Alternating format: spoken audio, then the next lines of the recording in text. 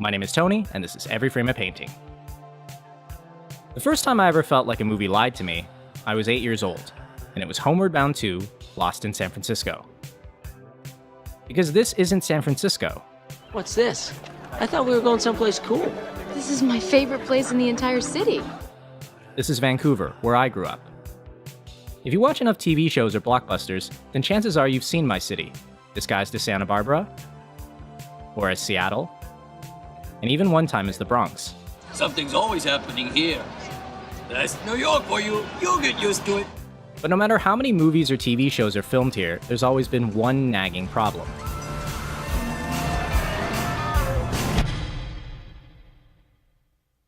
We never actually see the city. It's always pretending to be somewhere else. I'm in Vancouver, downtown, Robson Square, and on location on set of The Interview. This is where Seth Rogen and James Franco, they're supposed to be in North Korea, so check it out. You are fucking stupid, and you are fucking ignorant, Dave. Yo, we notorious, huh? Ain't nobody can bang with us. Rascals, checkmate, cardinal and thrust. Vancouver is actually the third biggest film city in North America. But we're so hidden, we even have movies about how we're not featured in the movies. My specialty is disguising Vancouver so it looks like an American city. But how do you fake one city as another without the audience noticing? Well, first you need to know the city, and Vancouver is kind of a chameleon. In Mission Impossible Ghost Protocol, it plays Seattle, and Eastern Europe, and even India, all within a 15-minute drive of each other.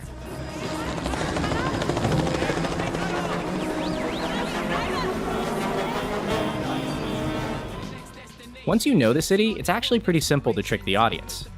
Most people don't question the establishing shot, so you can just find the right building and put a title card on screen. The other option is to shoot second unit footage of another city, and then cut to somewhere in Vancouver. This is especially common with Seattle, since a lot of the architecture there looks pretty similar to here. But to really convince the audience, you're going to need a lot of help. Which brings us to the art department, who control all the little details. Like decals on the sides of cars, American flags in the background, new signs in front of buildings, and this one's my personal favorite. I'm not gonna kiss them, but let's just say I might give them some. USA Today vending machines. Because nothing says America like USA Today. I read it every day for news around the USA. The next step in faking a city is deciding how you're going to light and shoot it.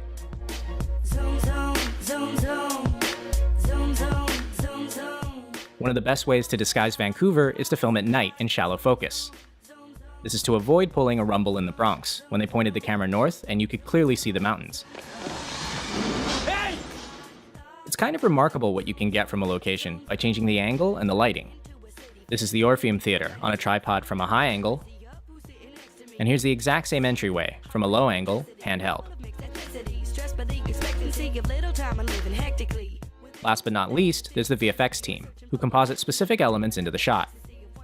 Sometimes it's a landmark, like Alcatraz, the Transamerica Pyramid, or the Space Needle. But other times, they'll change almost the entire frame. This is Front Street, playing Japan, and here it is again, playing future Chicago.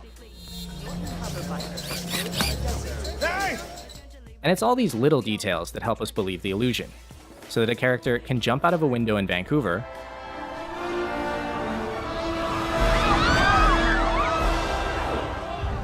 and in the space of one cut, end up in San Francisco.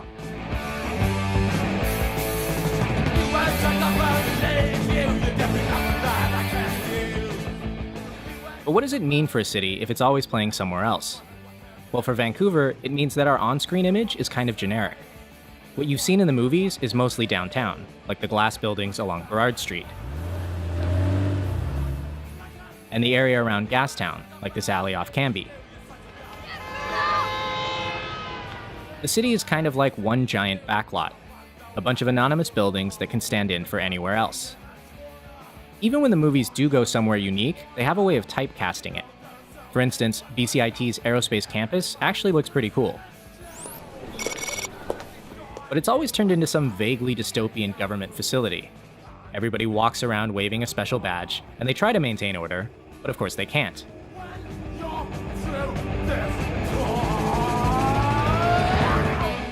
Vancouver's locations are like weirdly familiar character actors. For instance, the city's two biggest universities play opposite roles on screen. SFU, with its concrete staircases, never plays a university. It's either a military base or some evil corporation.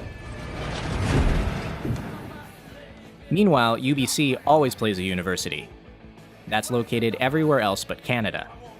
This year, it even played Washington State U, which means that Vancouver, British Columbia finally got to play I'm deeply moved. Vancouver, Washington. For me, this is the single worst moment in local film history. I will never forgive this.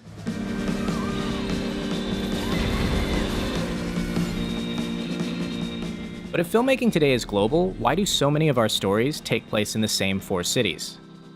Is it just so we can destroy the same landmark over and over and over?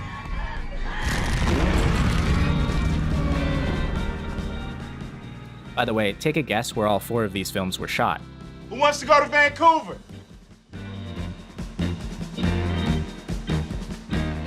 Sometimes I wonder if local film crews try to sneak the city into the shot as a form of protest. The next station is Metrotown. To Hollywood, Vancouver is a location, but not a setting. It's a place with talent and scenery and tax incentives, but almost no film identity of its own. Just other identities it can borrow.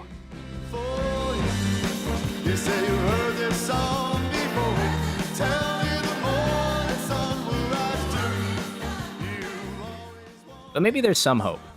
For 50 years, there's been a local movement of films and TV shows where Vancouver does play itself. We had no idea how to make a film. We had no idea. We just went ahead and made the film. A lot of these films aren't widely distributed, but they offer a completely different perspective. For me, they're often a lot closer to my own experiences. Ready? As a child of immigrants who mostly explored the city on foot. Come on, Dad.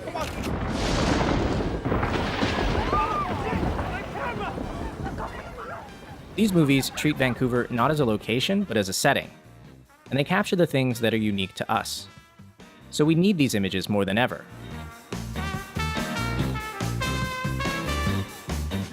Because films can preserve a particular time and place. Not as a documentary, but as a fictional story about the real world. And the city deserves better than the occasional joke about its weather. Pack your winter coat. We're going to Canada's warmest city. So this is Vancouver, the third biggest filmmaking town in North America. On screen, it is ubiquitous, and it is invisible. But off screen, there are other angles just waiting to be filmed. And I think it's time we made a real push to create new images of ourselves. Because honestly, it's our city. Who else is going to do it?